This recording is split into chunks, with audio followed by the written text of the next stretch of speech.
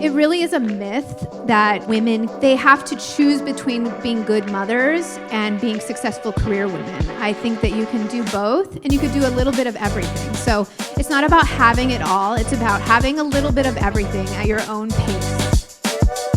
You know, when I grew up, they taught you that when you're pregnant, basically, like, you can't do anything, your career's over.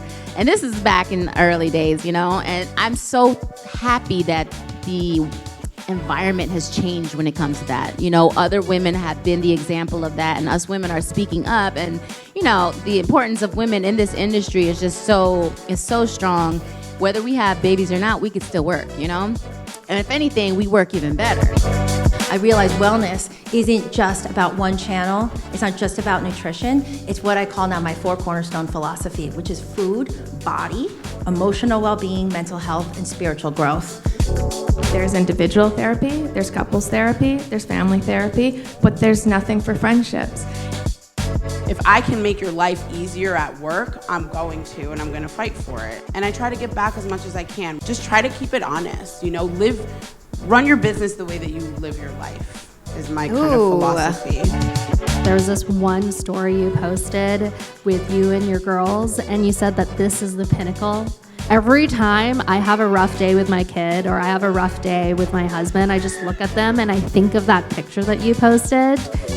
Through these collaborations, through these partnerships, they have become some of the strongest relationships, friendships that I have today. They're like my family. They're like my second family. And I recognized that I had this awakening of mindfulness and spirituality and remaining grounded within myself. It caused me to set boundaries and say no. When you're in the hospital, you should feel differently versus out of the hospital. It doesn't make any sense. You should feel empowered outside your life when you're in private practice, and then walk into the hospital. You should feel more empowered in the hospital. I feel like you have to be very open-minded and you have to give everything a try because you don't know what's gonna stick.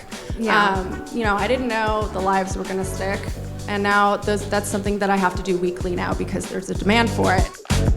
In those months of treatment, finding out the horrible news, just being in a total traumatic tunnel where I couldn't see or hear anything, and was really only focused on my survival, was having friends that just showed up and dropped off meals, took my kids to the park.